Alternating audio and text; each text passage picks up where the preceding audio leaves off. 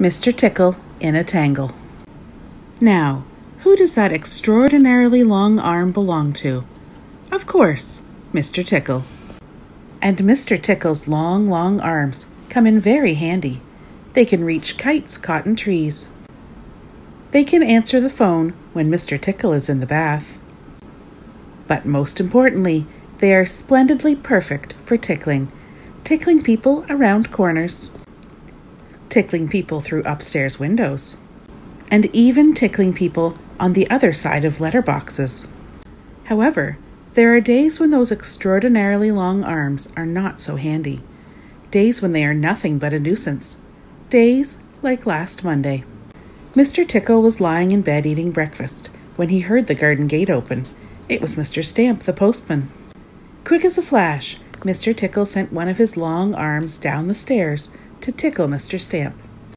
Or, that is what he intended to do, but somehow or other his arm got tangled up in the banisters. Poor Mr. Tickle! It took him an hour to untangle his arm.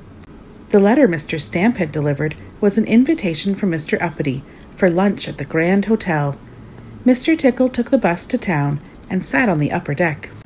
Mr. Tickle sent one of his long arms down the stairs to tickle the bus driver, but somehow or other the ticket inspector trod on his arm.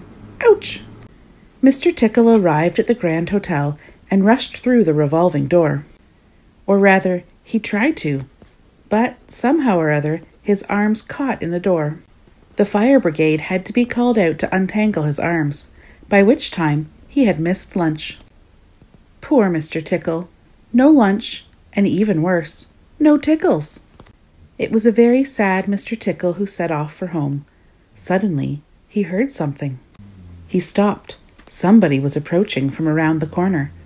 Mr. Tickle smiled to himself and sent both of his arms around the corner to tickle that somebody. But that somebody was little Miss Naughty, and she tied those extraordinarily long arms together in a knot. When he got home, Mr. Tickle fell back into his armchair. What a terrible day! Not one tickle. Suddenly, there was a knock at the door. It was little Miss Tiny. Mr. Tickle stretched out one of his extraordinarily long arms. Well, one tickle was better than none, even if it was only a tiny tickle.